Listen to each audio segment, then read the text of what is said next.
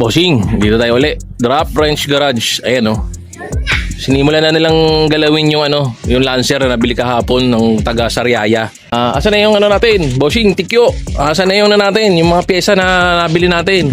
Pakita natin sa kanila. Nalagay na. Kasi nagloko kasi yun. Sumingaw yung water pump. Yan. Palit yan. Yan. Mga langis. Yan. Nabili na ng langis. Spark plug. Oil filter. Yan. Ito yung water pump. Yan. Tapos, nakikabit na ba? Tapos, syempre, meron pa tayong unit dito. Toyota Corolla GLI. Kasi yung luma. Pakita natin sa kanila. Ayun yung luma. Ayun yung luma. Inalis natin kasi napakakinis na nung Toyota GLI natin. Yun na lang natitirang pangit. Syempre, lagyan naman natin ng brand new na corner light. Corner light kung tawagin nila to eh. Yung iba signal light. Ayan. Ano ba nakalagay dyan?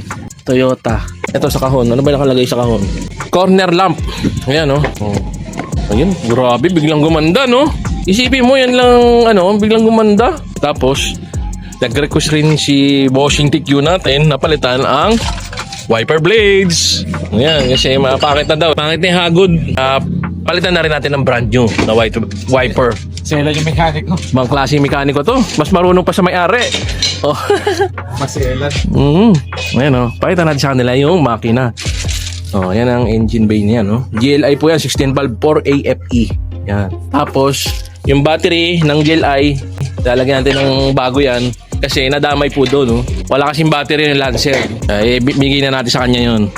Para meron siyang battery pa uwi ng Sariaya. Ayan, Bossing Medyo madumi lang pero makinis na to. Toyota Corolla GLI 1995 model. Nakarehistro, malamig ang aircon. Good running condition. Hindi nakarekta pa nito Automatic. Etong kasi si Tikyo, galit to sa nakarekta. Pag nakita nakarekta yung pan, binabalik. Matic yan, babalik niyan sa automatic. Yan. Nakabit na kaya yung engine support natin? Yes. Kompleto na?